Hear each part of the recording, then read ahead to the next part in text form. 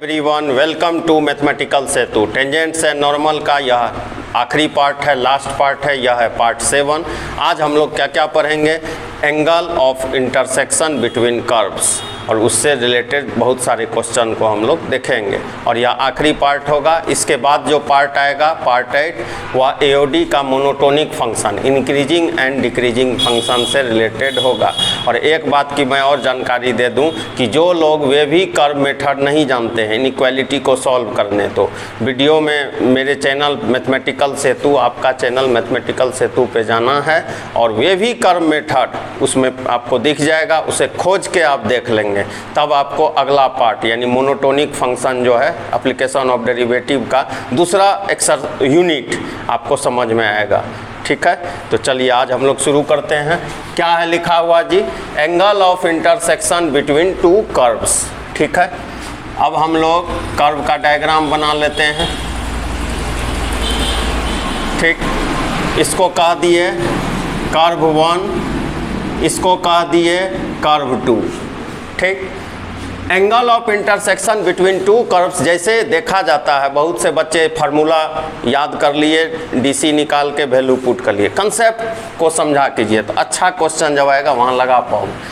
अब इस दो कर्व के बीच एंगल यहाँ बनेगा, यहाँ बनेगा, यहाँ बनेगा, यहाँ बनेगा। अरे इतना सारा एंगल बन सकता है दो कर्व के बीच। एंगल भी वेरिएबल होता है क्या? अब यहाँ कन्फ्यूजन हो गया कि थीटा ये होगा कि ये होगा, ये होगा, अलग अलग थीटा, बड़ा छोटा छोटा। अब बच्चे कंफ्यूज हो गए। इसका मतलब है यहाँ कुछ और फंडा लेना होगा। कुछ नहीं लेना होगा, एक टेंजेंट यहाँ ड्रॉ कर दिए, एक टेंजेंट यहाँ ड्रॉ कर दिए। मतलब यहाँ से यह कंक्लूजन निकला कि एंगल बिटवीन कर्व्स अगर कहीं लिखा हुआ है तो उसका मतलब है कर्व के बीच नहीं, उसके टेंजेंट के बीच एंगल इवेल्युएट करना होगा। एंगल बिटवीन कर्व्स का मतलब हो गया एंगल बिटवीन टेंजेंट्स। क्या हो गया जी? Angle between tangents at their point of intersection, at their point of intersection. समझ में आ गया होगा आपको ये बात? ठीक है, अब फार्मूला, इस फार्मूला को हम लोग पहले भी देख चुके हैं, एओडी में ही मैं बताया हूँ। टेंजेंट्स एंड नॉर्मल का पार्ट 2 अगर आप देखोगे वहाँ इस फार्मूला को हम लोग अप्लाई किए, m1 minus m2 divided by 1 plus m1 m2। अब यहाँ थर्ड पॉइंट क्या लिखा है? Acute angle. एक्यूट एंगल के लिए क्या, किसका रिक्वायरमेंट होना चाहिए? मॉडुलस का। मॉडुलस का रिक्वायरमेंट क्यों होगा? क्योंकि हम लोग किसको इवेल्युएट करते हैं? टेन थीटा को। टेन थीटा हमको पता है 0 से 90, 90 से 180, 180 से 270, 270 से 360। 10 कहाँ कहाँ पॉजिटिव होता है? यहाँ और यहाँ। यहाँ तो मुझे जाना नहीं है, हम लोगों को क्यों नहीं जाना है यहाँ? अरे टेन थीटा मतलब स्लोप, स्लोप 0 से 180 के बीच में होता है। तो जब भी एक्यूट एंगल हो तब मॉडुलस का ज़रूरत पड़ेगा, मतलब पॉजिटिव वैल्यू लेंगे। इसमें तो निगेटिव होता है, तो रिक्वायरमेंट के हिसाब से यह निर्भर करेगा। अब है कि एंगल बिटवीन टू कर्व्स को निकालने के लिए, इवेल्युएट करने के लिए क्या एल्गो हम लोगों को अप्लाई करना चाहिए? पहला, सबसे पहले दो कर्व का पॉइंट ऑफ इंटरसेक्शन इवेल्युएट करना होगा, मतलब दो कर्व को सॉल्व करना होगा। ठीक है, और उसको जो वैल्यू आएगा वह दोनों कर्व को सेटिस्फाई करना चाहिए। दूसरा बात, दो कर्व होगा, दोनों कर्व का डेरिवेटिव इवेल्युएट करेंगे और पॉइंट ऑफ इंटरसेक्शन पुट कर देंगे। एक m1 कहलाएगा, दूसरा m2 कहलाएगा। Apply formula. कौन सा फार्मूला? अरे यही फार्मूला, एंगल का यही फार्मूला है, अप्लाई कर देंगे। अब मैं यहाँ लिखा हूँ कि एंगल ऑफ इंटरसेक्शन, सपोज करो कि दो टेंजेंट अगर ऐसे है, एक एंगल थीटा है, ये टेंजेंट में लिया हूँ, तो ये एंगल क्या होगा? आपको मालूम है पाई माइनस थीटा है। तो एंगल ऑफ इंटरसेक्शन क्या हो सकता है? एक अगर थीटा है तो दूसरा क्या होगा? Pi minus theta. और हम लोग पहले भी चर्चा किए हैं जब मैं इसको बता रहा था कि मॉडुलस लगाने का यहाँ क्या लॉजिक है। तो उम्मीद करते हैं कि आज के कंसेप्ट को आप अच्छी तरह से समझ गए होंगे और क्वेश्चन को बनाने के लिए आप बिल्कुल तैयार होंगे। तो चलिए हम लोग क्वेश्चन लिखते हैं। Find the angle of intersection, find the intersection, find the angle of intersection of the following curves, of the following curves। क्या है कर्व्स जी? Y square equal to x and दूसरा क्या है x square equal to y. यह curve 1 यह curve 2। अब आपको पता है कि हम लोगों को कर्व के बीच एंगल इवेल्युएट करना है। दो कर्व दिया हुआ है, दोनों कर्व का पॉइंट ऑफ इंटरसेक्शन निकालेंगे। पॉइंट ऑफ इंटरसेक्शन निकालने के लिए दोनों कर्व के एक्स वाई को सॉल्व करके इवेल्युएट कर लेंगे। वाई स्क्वायर एक्स है, यहाँ एक्स स्क्वायर वाई है। अब देखिए वाई बराबर एक्स स्क्वायर, यहाँ वैल्यू पुट कर दिए एक्स स्क्वायर का whole square X X 4 equal to X. अब कैंसल नहीं करना है, X 4 minus X 0, X common ले लिए जी, एक्स क्यू माइनस 1, अरे A Q minus B Q, X X minus 1, X square X plus 1 0। इसको इग्नोर कर देंगे। क्यों इग्नोर कर देंगे? इस क्वाड्रेटिक का डिस्क्रिमिनेंट 0 है। डिस्क्रिमिनेंट क्या होता है? B square minus 4ac। A क्या है? Coefficient of x square. B क्या है? Coefficient of x. सी क्या है? 1। आपको इतना पता है। यहाँ से क्या निकला वैल्यू? एक्स 0 निकला और एक्स 1 निकला। किसी भी कर्व में आप पुट कर दो, इसमें जिसमें पुट करना है इसमें पुट कर दिए। एक्स जब 0 है वाई का वैल्यू 0 होगा, एक्स जब 1 है वाई का वैल्यू 1 होगा। अब बहुत बच्चे यहाँ कन्फ्यूज हो जाएंगे कि अगर एक्स का वैल्यू 1 हम इसमें पुट करते हैं तो y प्लस माइनस 1 होगा। तो मैं उनको बता दूं y प्लस माइनस 1 होगा, लेकिन यहाँ एक्स स्क्वायर लिखा हुआ है यानी पॉजिटिव वैल्यू होगा। हमको कॉमन वैल्यू लेना है, यानी मेरा एक पॉइंट हो गया एट 0,0 और दूसरा पॉइंट मेरा हो गया एट 1,1। इतना बात आप समझ गए होंगे। चलिए अब इसको डेरिवेटिव कीजिए। क्या होगा इसका डी जी? मैं यहाँ लिख रहा हूँ वाई स्क्वायर एक्स है ना, 2y dy बटे डी एक्स। एक्स का डी सी 1 और डी वाई बटे डी एक्स 1/2y। एक का डेरिवेटिव है, दूसरा का डी सी डी वाई बटे डी एक्स कितना हो गया? 2x हो गया। अब हम लोग को कहाँ चेक करना है जी? एट 0 0 पे चेक करना है। ठीक है, अब देखिए m1 ठीक है 1/2 इंटू 0 इन्फिनिटी m2 2 इंटू 0 0। अब आपको पता है tan theta m1 minus m2 और इन्फिनिटी जैसे प्लस या माइनस के फॉर्म में आएगा इन्फिनिटी हो जाएगा, यानी tan π/2 थीटा हो गया π/2। एक एंगल ऐसा है। अब 1 1 पे चेक करना है, DC यही होगा। पॉइंट देखिए, अब यहाँ देखिए m1 1 बटे कितना है 2y 2 1 यानी 1/2 m2 क्या है लिखा 2x यानी 2। क्या फार्मूला होता है? tan theta equal to m1 minus m2 1 plus m1 into m2। ये कैंसिल हो गया, -4 -3/4 और यहाँ पे हो गया 2। देख लीजिए सॉरी 2 होगा। अब इसको सॉल्व कीजिए, -3/2 और 1/2। इसको ले लेंगे पॉजिटिव 3/4 तो थीटा क्या हो जाएगा? tan inverse 3/4। तो यहाँ से एंगल ऑफ इंटरसेक्शन का आंसर हो गया 90 डिग्री और या tan इनवर्स 3/4।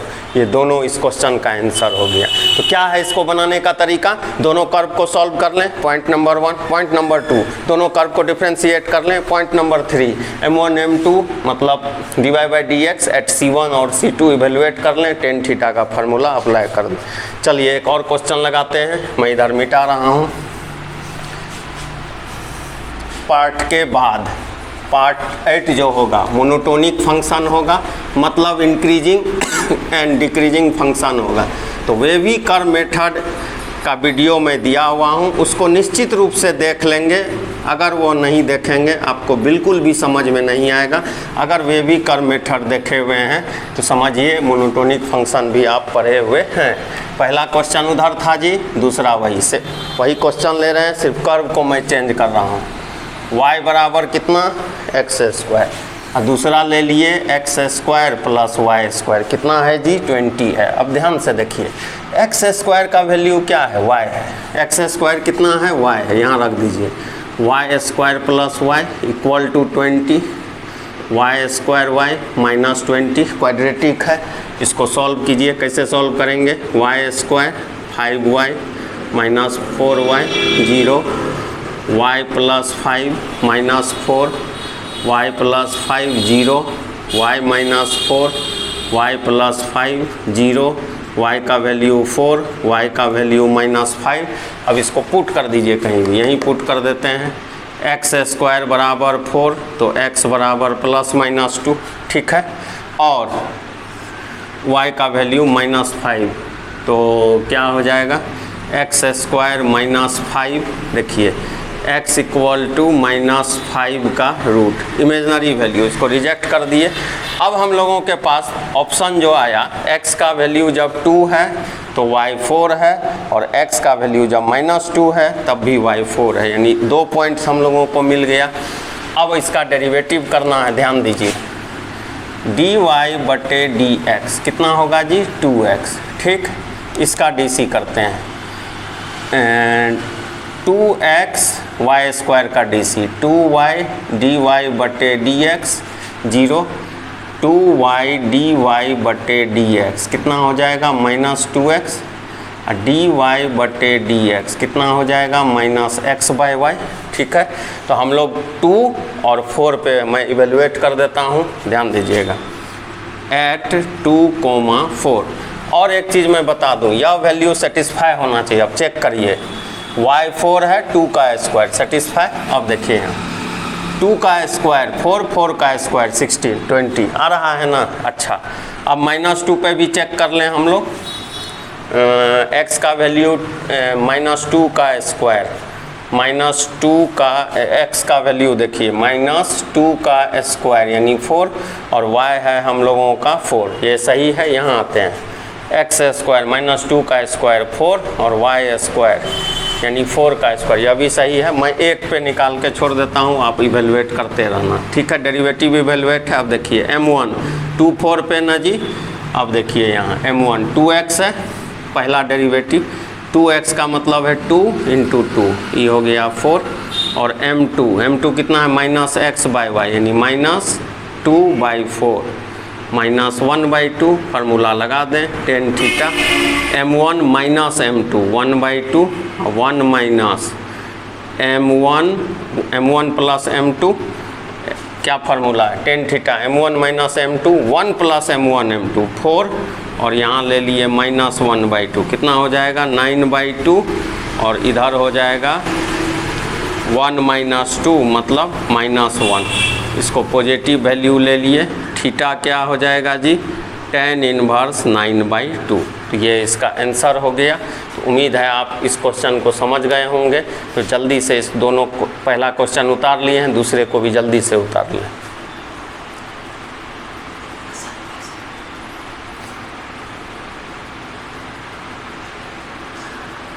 अब देखिए, आप जब क्वेश्चन बनाओगे इस चैप्टर में ऑर्थोगोनल आएगा, ठीक है। जनरली लोग रट लेते हैं 90 डिग्री बन गया ऑर्थोगोनल है। मैं थोड़ा सा इसको इम्फेसिस डाल देता हूँ। If first curve is perpendicular to second curve it is called an orthogonal curve. मतलब अगर C1 C2 पे परपेंडिकुलर हुआ, ठीक है, तो ऑर्थोगोनल होगा। अगर डायग्राम से देखें 90 90, ठीक है। अब इसको और अच्छा तरह से हम लोग समझते हैं। देखिए 2 कर्व है, ये C1 ये C2, ये अगर 90 है तो यह भी 90 होना चाहिए, तब यह क्या कहलाएगा ऑर्थोगोनल कहलाएगा। क्या कहलाएगा जी ऑर्थोगोनल कर्व कहलाएगा। कौन सा कर्व ऑर्थोगोनल कर्व। मान लीजिए ऐसे डायग्राम है, यह 90 हो गया और यह 90 नहीं हुआ, तो इसे ऑर्थोगोनल नहीं कहा जाएगा। क्या, इसे ऑर्थोगोनल कर्व नहीं कहा जाएगा। समझ में आ गया। मान लीजिए 2 कर्व ले लिए C1 और C2, दोनों का एंगल सेम हो गया, तो इसको कहा जाता है आइसोगोनल। क्या कहा जाता है, आइसोगोनल कर्व कहा जाता है, ठीक है। ठीक है, अब आइए यहाँ क्वेश्चन लिखा हुआ है। क्या है लिखा हुआ क्वेश्चन दी, पढ़ा जाए।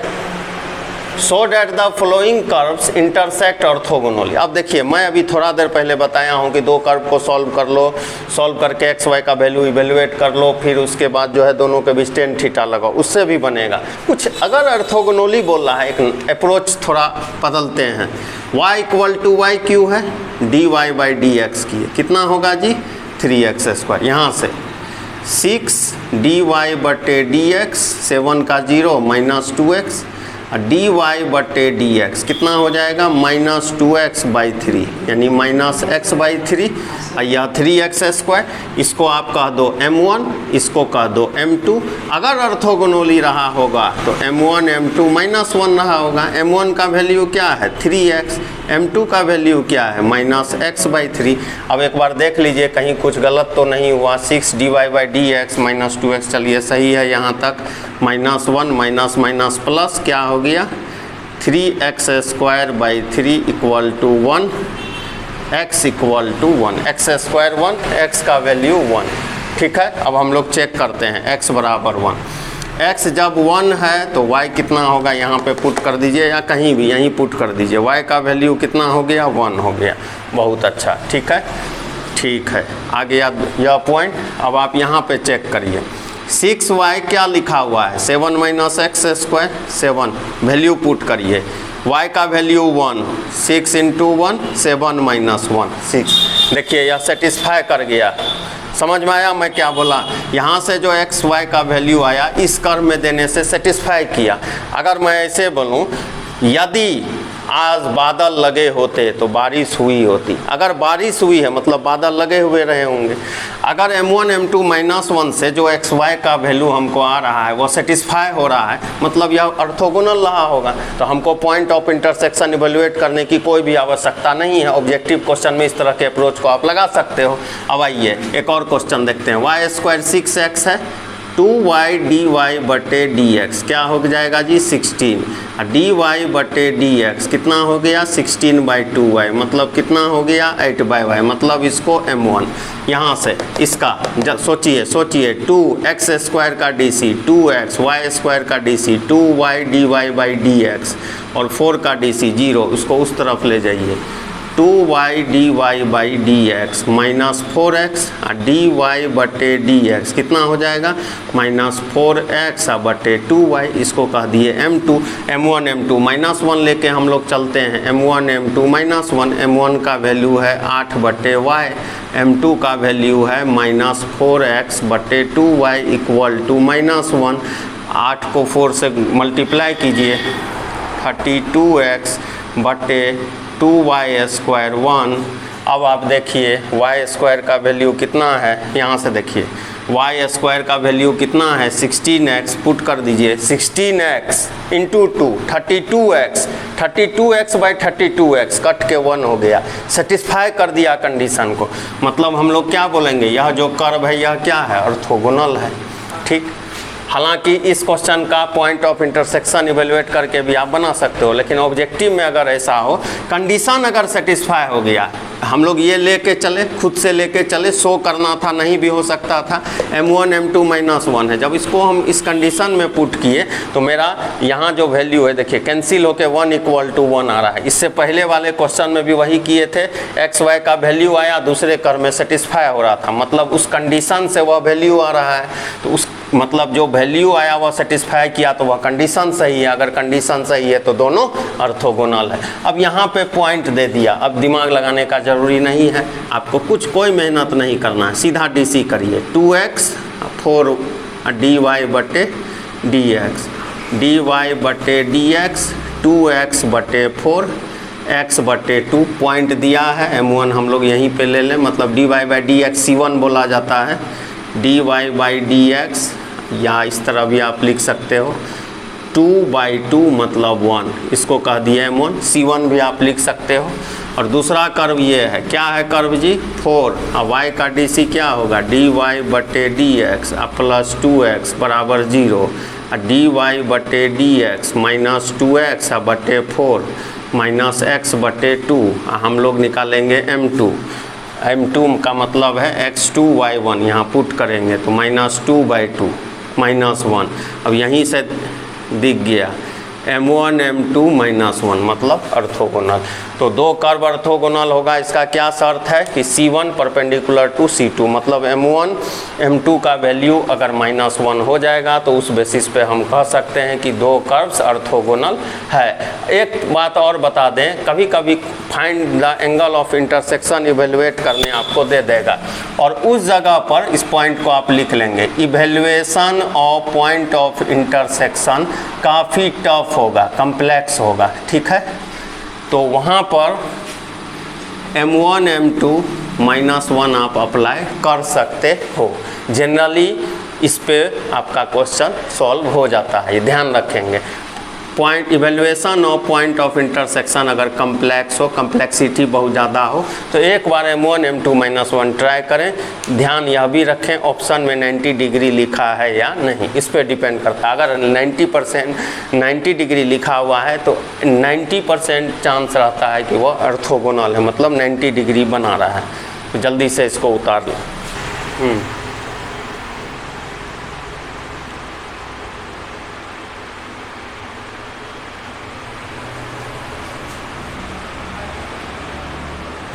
अब देखिए, so that the curve 4x equal to y square and 4xy बराबर के कट एट राइट एंगल। दो कर्व है, राइट एंगल है, तो M1 M2 -1 होगा। पहले इसका डेरिवेटिव इवेल्युएट कर लें। वाई स्क्वायर 4x है, क्या हो जाएगा जी 2y dy बटे dx इक्वल टू 4 dy बटे dx 4 बटे 2y, इसको कह दिए M1।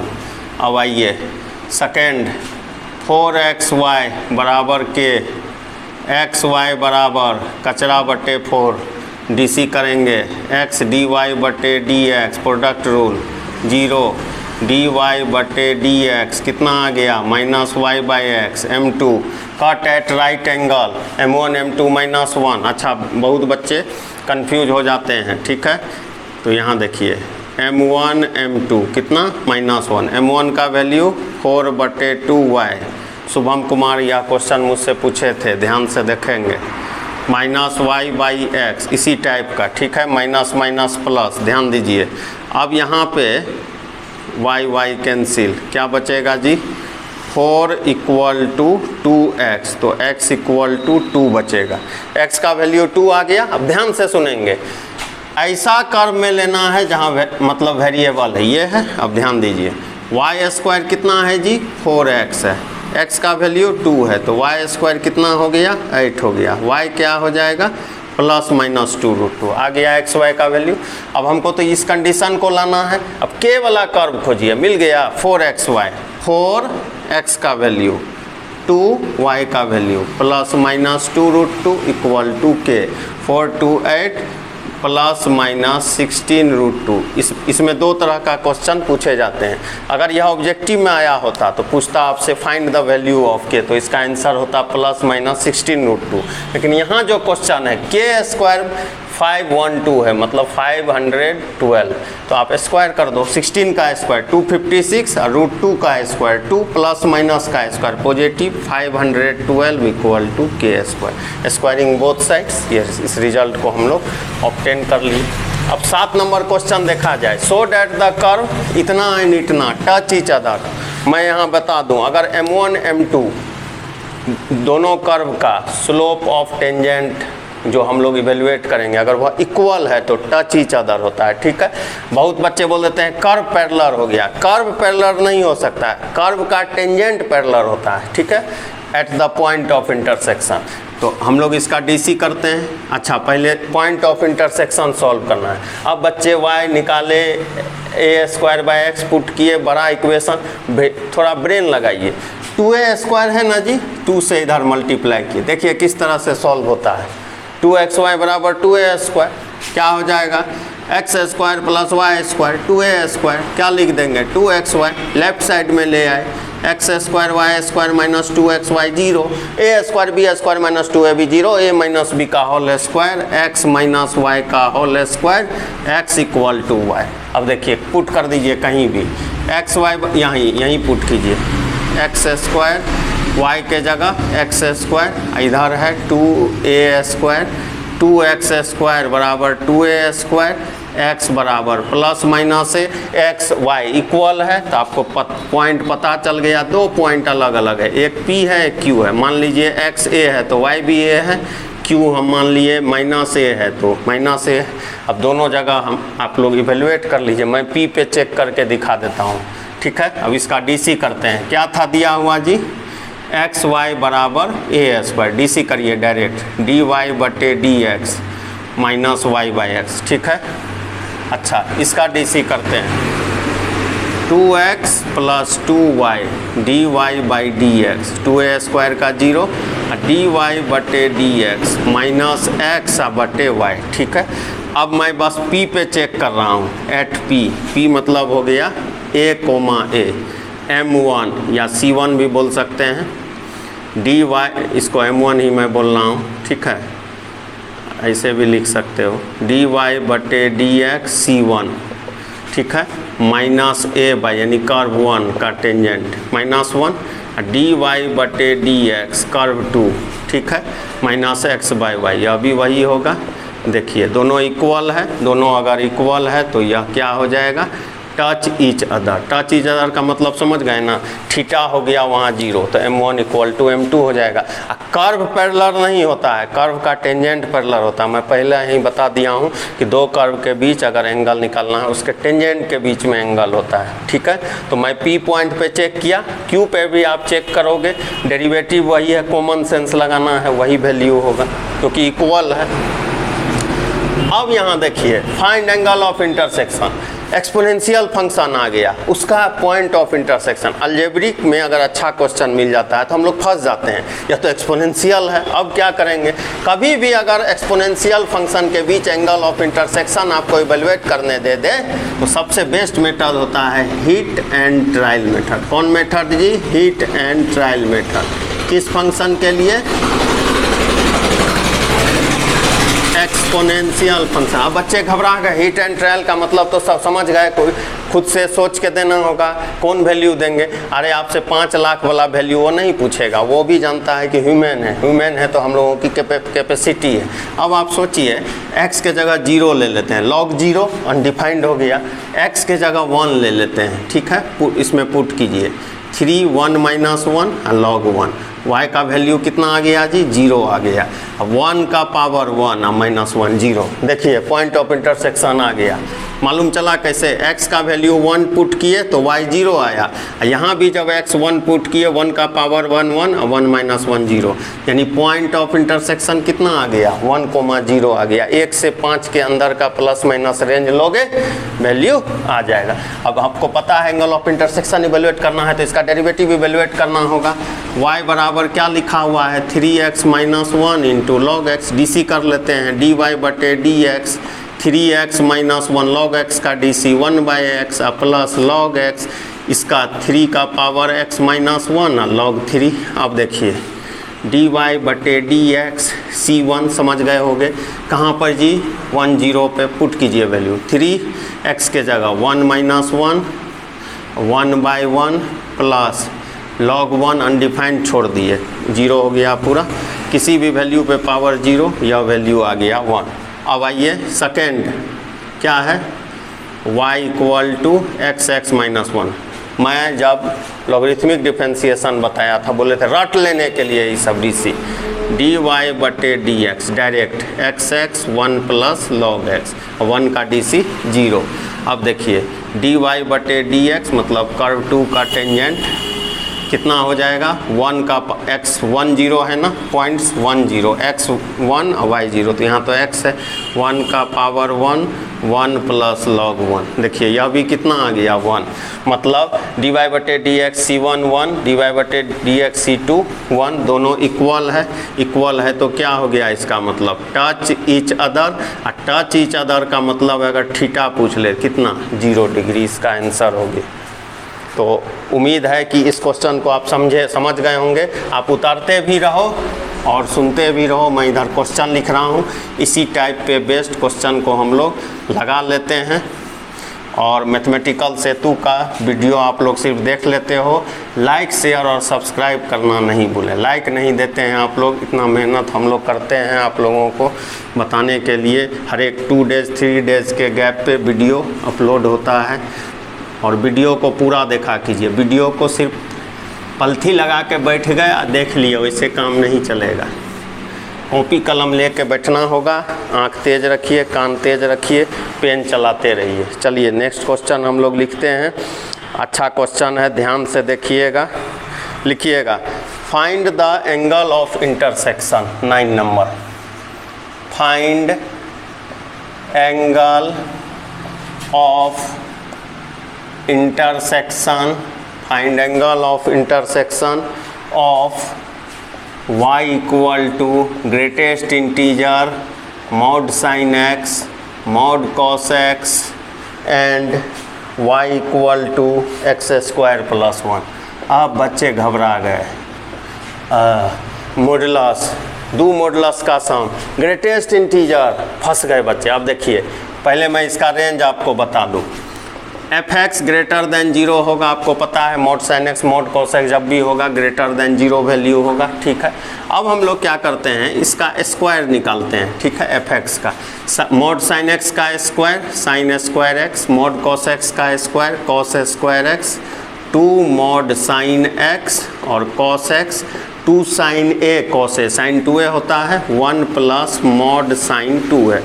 मॉड साइन एक्स का अगर आप ग्राफ जानते हैं, साइन एक्स इस तरह से होता है, मॉड साइन एक्स अगर लिए तो यह वैल्यू ध्यान दीजिएगा इस तरह से रिफ्लेक्ट करता है, मतलब 0 से 1 के बीच में इसका रेंज होता है। अब ध्यान दीजिएगा, इधर 0 लिख दिए, मॉड साइन 2x लिखे, sine x sine 2x sine 3x, trigonometry में भी मैं बताया हूँ। -1 से 1 अगर साइन 2x होता तो -1 से 1 होता, मॉड या स्क्वायर फंक्शन हो तो 0 से 1 है, यहाँ मैं लॉजिक भी दे दिया, ठीक है। y 0 से 1 के बीच में है तो वही रेंज दिया जाएगा, ये रेंज है। यहाँ 1 ऐड है, हम लोग भी 1 ऐड कर दिए, 1 प्लस मॉड साइन 2x, यह 2 हो गया। अच्छा, यह किसका वैल्यू है जी, एफ स्क्वायर एक्स का वैल्यू है, ठीक है। दोनों तरफ रूट लग जाएगा तो यह हो गया एफ एक्स, देखिए √2, निगेटिव वैल्यू लेना नहीं है क्योंकि हम लोगों का जो ग्राफ मॉडुलस का बनेगा वह इस तरफ बनेगा, ठीक है। और यहाँ मैं दिखा दिया एफ एक्स क्या है, मॉड साइन एक्स। यह भी अपने आप में एक अच्छा क्वेश्चन है कि अगर आपसे कोई पूछ दिया कि mod sine x plus mod cos x का रेंज क्या है तो आप बोल देना 1 से √2। मैं जानता था कि अगर मैं डायरेक्ट लिखा होता तो बच्चे परेशान हो जाते, मैं यहाँ बता दिया। यह भी अपने आप में एक क्वेश्चन है, ठीक है। अब आ जाएँ इस क्वेश्चन पे, क्या हो जाएगा। अब हम लोग इसी में ग्रेटेस्ट इंटीजर फंक्शन लगा दिए, लगा सकते हैं ना जी, ठीक है। तो इधर भी लग गया 1 पे और इधर भी लग गया √2 पे। अब आपको पता है √2 का वैल्यू 1.41 और आपको यह भी पता है कि डेसिमल वैल्यू यानी 1.4 ग्रेटेस्ट इंटीजर का मतलब है एक्स लाइज बिटवीन 1 and 2 और वैल्यू 1 सेलेक्ट होता है। 1 sine x plus cos x, ठीक, मतलब यह जो है 1 के इक्वल है। इसका मतलब है कि हम लोगों के साथ छलावा किया गया, ठगा गया। एक्चुअली में इसका वैल्यू कितना आ गया, 1 आ गया, यानी y 1 था। ये था क्वेश्चन, घुमा के आपको परेशान करने के लिए लिखा हुआ था। देखिए ये है। अब इसका ग्राफ हम लोग बना लेते हैं। ग्राफ आता है ना जी, y बराबर एक्स स्क्वायर का ग्राफ ऐसे पैराबोला, अब +1 है, शिफ्ट कर दिए ऊपर। देखिए अब ध्यान से इसको हम लोग ऐसे बना लिए, ये हो गया y बराबर एक्स स्क्वायर प्लस 1, ये होगा 0 1। कैसे लिख दिए 0 1, अरे y एक्सिस पे x 0 होता है, x 0 पुट करेंगे y का वैल्यू 1 होगा, y इक्वल टू 1। ये देखिए टच कर दिया, touch each other, m1 equal to m2। Curve parallel नहीं होता है, कर्व का टेंजेंट, कर्व के बीच एंगल नहीं इवेलुएट होता है, टेंजेंट के बीच एंगल इवेलुएट होता है। m1 बराबर m2, यानी थीटा अगर पूछेगा तो क्या बोल देंगे जी, 0 डिग्री बोल देंगे। तो उतार लीजिए, बहुत अच्छा क्वेश्चन है ये। अब देखिए, find the condition for the following sets of curve intersect orthogonally. 2 curve दिया है, ऑर्थोगोनली है, कंडीशन इवेलुएट करना है। कंडीशन का मतलब होता है स्मॉल ए स्मॉल बी कैपिटल बी के बीच एक रिलेशन एस्टेब्लिश करेंगे। इस क्वेश्चन के बाद जो 2 क्वेश्चन होगा वह काफ़ी इंपॉर्टेंट क्वेश्चन होगा सीबीएसई बोर्ड में, कॉम्पिटिटिव एग्जाम में और अदर स्टेट बोर्ड में। इसके बाद जो 2 क्वेश्चन है, आज का सबसे बेस्ट क्वेश्चन वो है, तो इसलिए वीडियो के साथ बने रहना है। अब यहाँ देखिए कर्व दिया है, इसका डीसी देखिए, ध्यान से देखिएगा, थोड़ा लॉन्ग क्वेश्चन होता है यह। 1/a² into 2x, 1/b² y square का dc 2y dy/dx 0। अब देखिए 2y/b² 2y/b² dy/dx, इसको उस तरफ कर दिए, -2x/a², 2 से 2 कैंसिल, dy/dx आ गया, -b² उधर जाएगा, b²x/a²y, इसको हम लोग कह दिए m1, मतलब dy/dx c1। ठीक है, लिख दिए।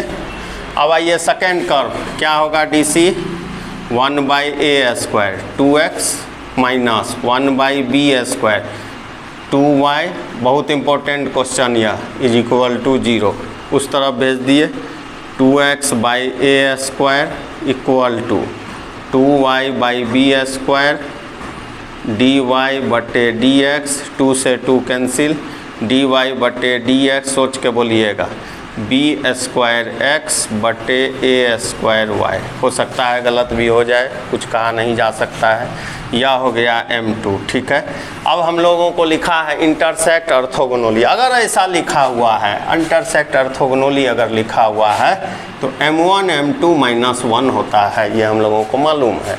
तो क्या हो जाएगा जी, यहाँ देखिए कहाँ गया, हाँ, -b²/a² x/y, m1 m2 कितना है, b²x/a²y equal to -1 minus plus.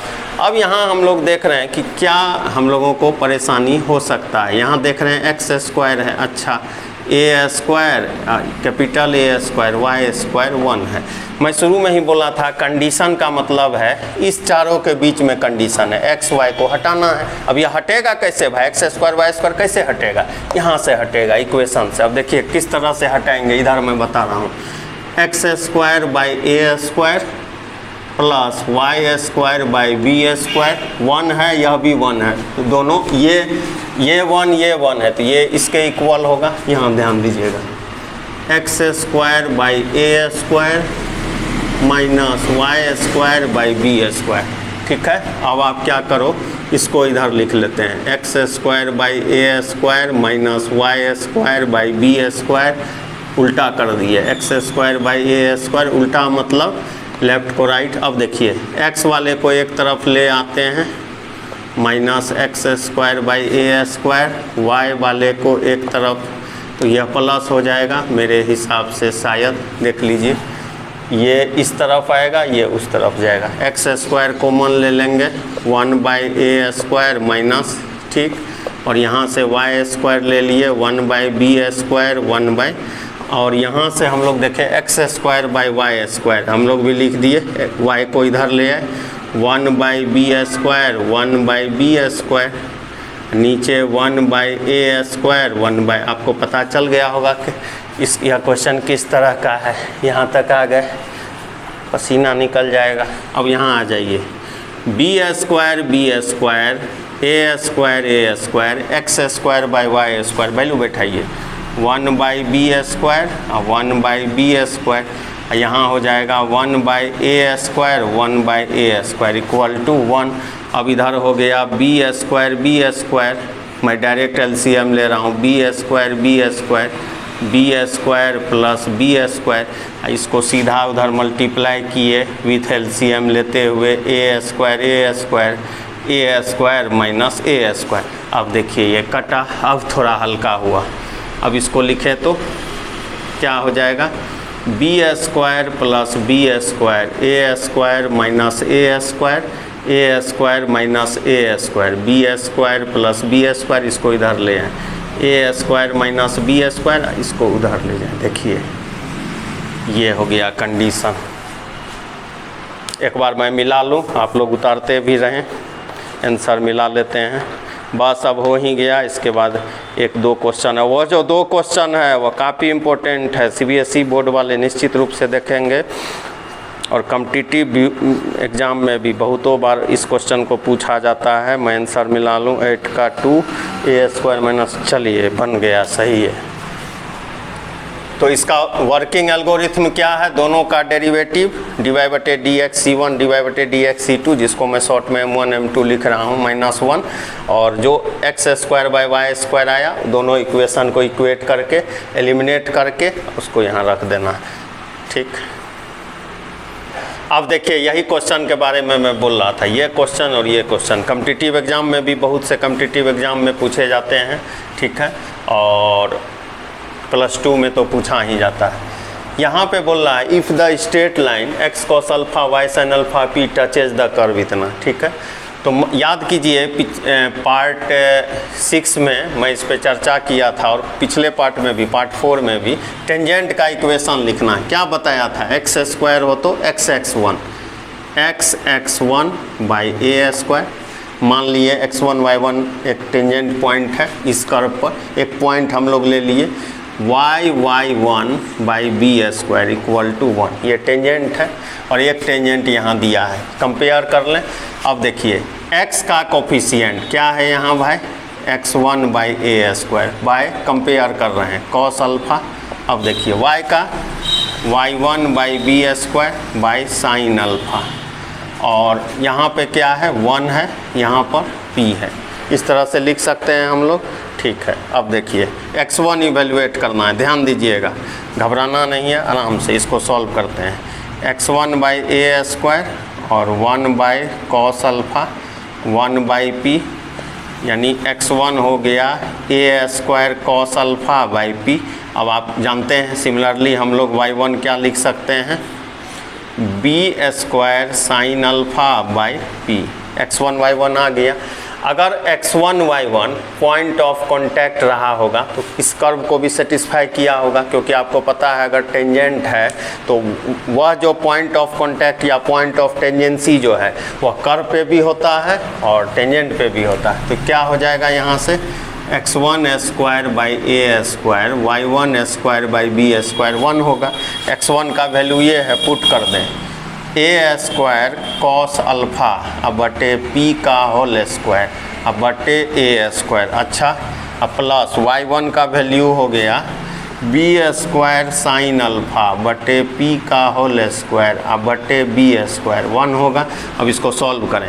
a4 cos square alpha by p square, यहाँ रिवर्स कर दीजिए 1 by a square, b4 sine square alpha by p square 1 by b square 1, ये हो जाएगा a square cos square alpha by p square b square, ये और ये cancel हो गया, sine square alpha by p square 1, और क्या लिखेंगे?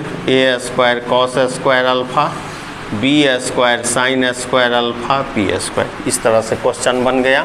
तो यहाँ पे माना गया था point p(x,y) be the point of contact या पॉइंट ऑफ टेंजेंसी जिसको कहते हैं। ठीक है, तो टेंजेंट का इक्वेशन हम लोग विदाउट डेरिवेटिव सीखे हुए हैं। इलिप्स है या कोई भी है, एक्स स्क्वायर है तो x(1), y स्क्वायर है y(1), देखिए उसका यूज कर रहे हैं। कोई चीज़ पढ़ते हैं यूज कीजिए। तो इस तरह से इसका सॉल्यूशन आ गया। अब बच्चे परेशान हो गए, काफ़ी लेंदी है।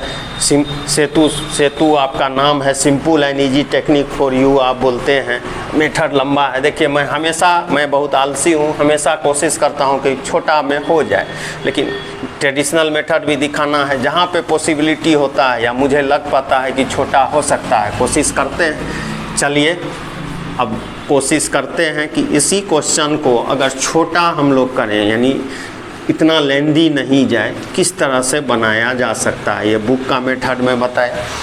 अब आप याद कीजिए, मैं कोई चीज़ बताता हूँ तो उसका कहीं ना कहीं यूज होता है।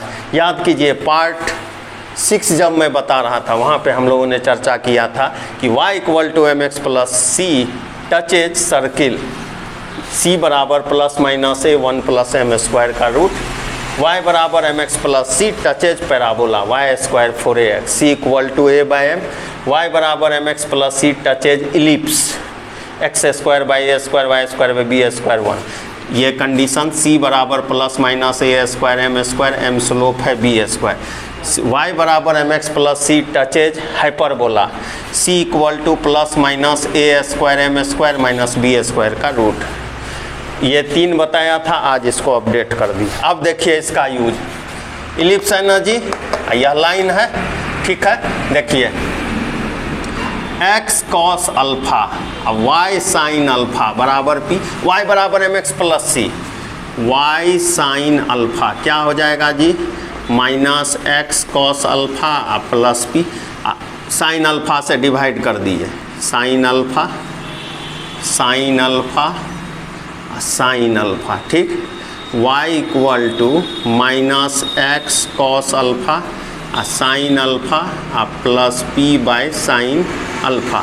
ध्यान दीजिएगा mx प्लस सी के फॉर्म में ले आए। ठीक, अब आइए इलिप्स है, यहाँ आइए इलिप्स, ये कंडीशन लगेगा। पढ़िए तो क्या है लिखा हुआ, ध्यान से पढ़िए।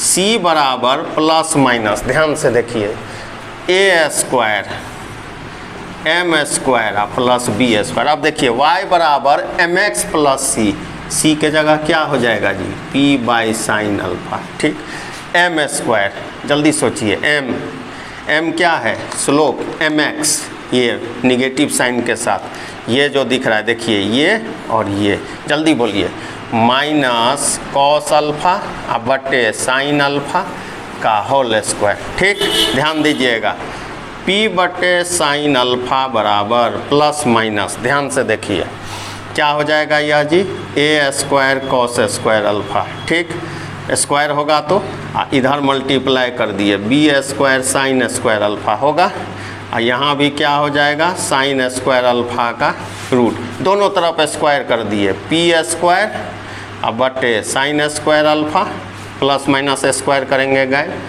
ए स्क्वायर कॉस स्क्वायर अल्फ़ा अब b square sine square alpha अब बटे साइन स्क्वायर अल्फ़ा। देखिए आ गया कंडीशन, आया result, a square cos square alpha B square sine square alpha p square.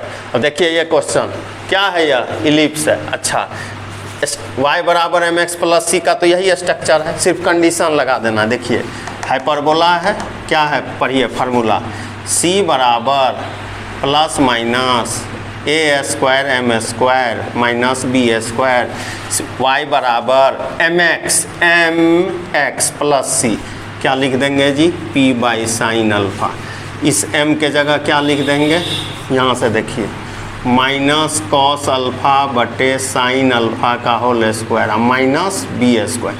Solve कीजिए इसको, p by sine alpha plus minus A square cos square alpha B square sine square alpha बटे sine square alpha का root, square कर दिए दोनों तरफ, तो क्या हो जाएगा, P square by sine square alpha A square cos square alpha B square sine square alpha, sorry यहाँ माइनस है अब बटे साइन अल्फ़ा होगा। अच्छा, इधर स्क्वायर किए, रूट हटेगा तो साइन स्क्वायर अल्फ़ा। देखिए आ गया condition, A square cos square alpha minus B square sine square alpha is equal to P square. तो आज tangent and normal finally complete हो गया।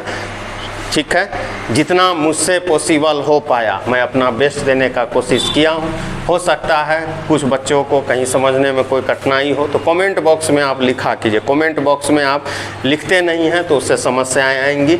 अब जो पार्ट 8 होगा वह होगा आपका increasing and decreasing monotonic function. मैं एक बार फिर बोल दूं, मोनोटोनिक फंक्शन जो देखेंगे और वे भी कर मेथड नहीं देखे हैं तो मैथमेटिकल सेतु पर यह उपलब्ध है। मैथमेटिकल सेतु को लाइक शेयर और सब्सक्राइब निश्चित रूप से करें। मैं पार्ट 8 AOD के मोनोटोनिक फंक्शन के साथ आपके समक्ष जल्द उपस्थित होंगे। Thank you.